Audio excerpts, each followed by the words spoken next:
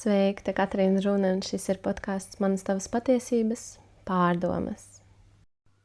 Sveiki, šodienas pārdomas man ir par sava tēlu veidošanu un zīmola radīšanu. Tad, ja es runāju par sevi, man zīmols ir feminīnī vai feminīnī joga, un tas man ir aizsācies jau 6 gadi atpakaļ vai pat 7. Un šis nosaukums man atnāca tad, kad es biju piedzemdējis pirmo meitiņu, un man bija sajūta, ka es vēlētos kaut ko dot pasaulē, un man atnāca pirmais nevis jogas pasniegšana. Es ar jogu nodarbojos, bet es nedevu šo pieredzi tālāk no sevis, bet man atnāca sajūta, ka es vēlos kaut ko radīt, kaut ko, kas dotu arī šo jogas sajūtu šeit un tagad vai apzinātību vairot ikdienā. Un es izveidoju tādu produktu, mana sajūta dienas grāmata, kas ir par dienas grāmatas rituālu ieviešanu ikdienā. Un šo produktu radīju pats priekš sevis, un tad jau es viņu izveidoju arī kā klades formā. Un tad nāca jogas mācības, kas viss bija paralēli. Un kad es veidoju šo man sajūta dienas grāmatu, man vajadzēja likt kaut kādu logo virsū, un tad man atnāca šis nosaukums feminīnī, un kādēļ feminīnī, tas nav par feminīnu vai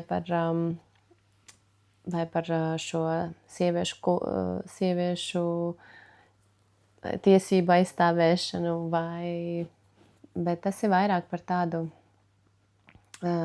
manu sajūtu, kur es redzu vairāk, kur man aiziet tā enerģija un kur es varu palīdzēt, un tad es ļoti jūtu sevi darbā ar sievietēm. Un tas nav par to, par sieviešu tādu varas iegūšanu vai ka es izslēdzu vīriešu kārtas pārstāvis. Nē, tas ir vairāk par to, ka es jūtu, cik ļoti daudz var iedot citai sievietei, un ir tīpaši mamām arī. Un tad tā dienas grāmata man bija pats pirmais produkts, uz kuras uzliku šo logo, nosaukumu feminīnī, jo es jūtu, ka šī dienas grāmata noderēs vēl kādai mammai, vēl kādai sievietei, un būs kā tāds palīgi instruments grūtākās dienās, vieglākās dienās, kad ir sajūta, ka tu neko nesaproti vai ir trauksme aizmigt.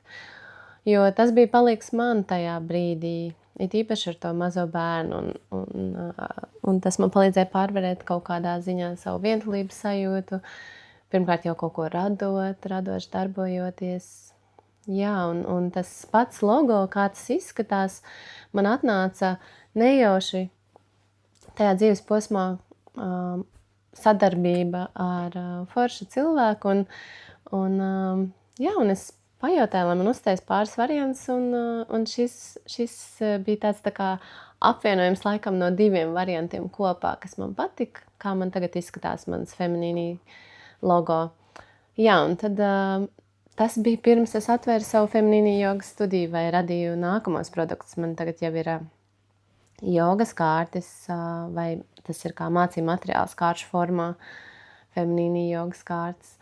Tad man ir viss, ko es radu, tad virsū šobrīd ir tas feminīnī, un arī man studijai ir nosaukums feminīnī, un tas ir tikai tādēļ, ka tā ir tā mana enerģija, ar kuru es eju, un mana zīmola dvēsele esmu es, un es ļoti jūtu sevi darbā ar sievietēm, un sieviešu atvēršanu, sieviešu iedvesmošanu, un tā radās šis nosaukums. Bet ko es esmu atklājis, kad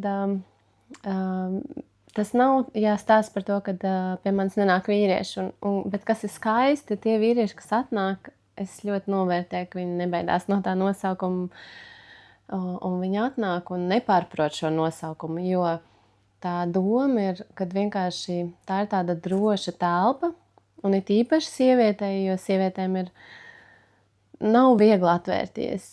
Vīrietiem ir mazliet vieglāk iet pa dzīvi, un sievietei daudz vairāk lomas, un daudz vairāk jāapslāpē sev vai jāpiekāpj citiem, un tādēļ ir šis feminīnī. Bet tie vīrieši, kas atnāk pie manis, es vēroju, cik viņi skaisti atverās un pat izbauda to sievišķo enerģiju. Acīm redzot, viņiem varbūt ikdiena vairāk tādā vēl pastiprinātā vīrišķa enerģijā un kad vajag to līdzsvaru. Un es ļoti novērtēju, kad vīrieši nāk un viņi nebaidās un ļaujās un viņi arī lieliski papildina manas studijas enerģiju, jo vajag jau arī šo vīrišķo, nevar tikai būt sievišķais, tad arī nodarbību veidi ir dažādi, ir spēka jogas, ir maigās jogas, ir meditatīvās jogas prakses, un tāpat arī man ikdienā arī vajag šo līdzsvaru, es ļoti darbojos ar sievietēm, te pašā laikā es aizēju uz boksu, kur ir tā vīrišķā enerģija, jo, jā, ja nav tas līdzsvars, tad arī pazūd tas kodols un spēks tam visam, ko es daru. Jā, tad feminīni man šobrīd tūlīt būs, studijai ir 6 gadi, bet pašam zīmolam ir 7, jo to dienas grāmatas radīja ātrāk, un zīmols atnāca pirms studijas atvēršanas. Un, jā, un tad, ja runām par tādu ārējo tēlu, kas tad ir mans tas ārējais tēls, ar ko es eju ar feminīni zīmolu? Man ir ļoti daudz reiz bijis, kad es sadarbojos ar grafiskiem dizaineriem vai ar fotogrāfiem vai ar filmētājiem, un katram ir savs tas viedoklis, kā viņi redz to manu zīmolu, kā varētu tur papildināt manu profilu vai kā uzlabot. Un ir brīži, kad es esmu ieklausīsies un tiešām pieturējusies pie tā skaistā, tīrā, tur tā tēla savā profilā. Tad es sajūtu, ka es vēlos kaut ko mākslinieckāku, tad es atkal pieturējos pie tāda mākslinieckāka stila. Un tad tagad man ir tāds posms, kad es sapratu, ka mans svarīgākais mērķis ir, lai tie sociālai tīkli nav tā kā prioritāte. Un tas temps sociālajiem tīkliem tiešām ir ļoti ātrs, un ja tu gribi, lai tas algoritms tur strādā, tad tev visu laiku ir jāražo materiāls. Un ko es sapratu, ka man tas dod tādu trauksmi, un tas nav par mani, un tas arī nav par manu zīmolu. Un es pat biju izveidojis grafiku un jau sarunājos ar grafisko meiteni, un ka es tiekos viņu regulāri, mēs uzlabojam manu tēlu un ejam uz priekšu, viņa man palīdz, un man ir plāns.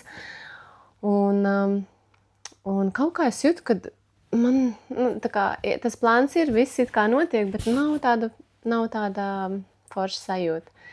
Un tad es apsēdos sevi, pameditēju, paskatījos vēlreiz to savu sociālos tīklus un vispār sajūtu ap sevi. Un es sapratu, ka man laikam šajā dzīves posmā prasās nesamākslots tas tēls.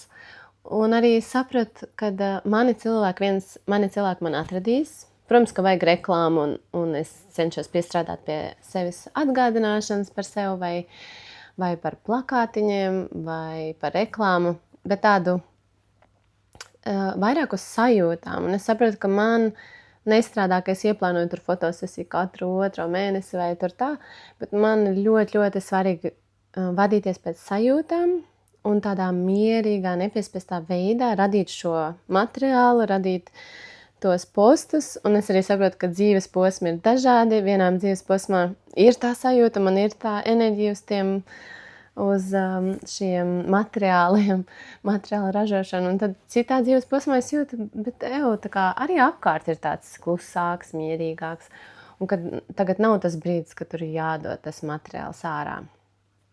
Jā, un tad es sapratu, ka šāds plāns ir forši, ka man viņš ir, un es zinu, pie kā man ir jāpiestrādā, vai pie kādu materiālu man vajadzētu veidot. Bet tas svarīgākais, lai tas iet caur to savu sajūtu prizmu, vai tas man šajā brīdī der, atbilst, patīk, nepatīk, vai man tam ir enerģija. Lai tas nav tādā piespiedu kārtā, kad ir vienkārši obligāti jāliek. Jā, un tās ir manas tās pārdomas. Plus vēl arī apskatoties savu profilu, saprotu, ka man svarīgākais, lai rodas tā sajūta par un ap studiju, par un ap feminīnī zīmolu un ko es tur daru. Un es zinu, ka, piemēram, man vajadzētu vairāk, šobrīd pie kā man būtu jāstrādā pie tā, vairāk izdot sevi, tieši savu tādu personību tajā profilā, kas man varbūt ar laiku šobrīd nav izdevies, jo es visu laiku domāju to tādu vizuālo tēlu, bet es aizplūdu prom no tā, ka man tā kā, ka cilvēkam jau interesē tā dvēsele, vai ne, kas to ir radījis, tā personība, tas cilvēks, un tad tas pirmais mans solis ir šis podcasts, piemēram, kad šis ir tas veids, kādā es varu vairāk dot par sevi ziņu, jo tā filmēt, iet storijā šobrīd man, tas nav par mani, bet noteikti ir kaut kāds koncepts, kurā tas notiks, bet mans galvenais uzsvars nespiest no sevis to, ja tas nenāk viegli. Un šis jau ir daudz, kad es varu parunāties ar sevi, pie reizes varbūt kāds man paklausās, un arī šis ir tā kā savā veidā tāda mana reklāma, mans rokraksts, lai vairotu to sajūtu par un ap manu to feminīnī zīmolu. Jā, tās ir tās manas pārdomas. Jautājums jums, vai jums ir savs zīmols, vai arī varat padomāt par savu tēlu, kādu tēlu jūs nesat pasaulē, vai kāds ir tas tēls darbā jums, vai tie tēli mainās, esot darbā mājās, ar draugiem. Un cik ir viegli atrast to līdzsvaru starp to, lai tu sevi nepazaudē tajā visā starp tām vairākajām lomām. Un es varu teikt, ka šobrīd mans tas lielākais iegūms, kad es tiešām jūtu, ka es neesmu sev pazaudējis nevienā no šīm jomām, ne draudzībā, ne ģimenē, ne darbā, šajā zīmolā, jo es jūtos vienāda. Tā esmu es. Un tādēļ ir brīži, kad es aizēju tā kā nedaudz prom no sevis, un tad man ir jāapstājas un jāsajūt, kad ir jāatgriež atpakaļ. Jo katrs šī loma, kurā mēs kaut ko sevī pamainam vai citādāk rādam, jebkurā gadījumā atgriezīsies atpakaļ pie jums ar kaut kādām emocijām, ar blokiem, ar kaut ko uzkrātu. Un es jūs aicinu būt pašiem, būt patiesiem, un mēs katrs esam unikāls, neatkārtojams, un ja mēs sajūtam, kas mēs esam tā no sirds, tad tas ir arī tas īstais mūsu tēls vai arī tā enerģija, ko mēs varam ielikt savā zīmolā un ar kuru varam iet pasaulē. Lai mums jauka diena un paldies, ka klausījāties. Tikšanos citu reizi.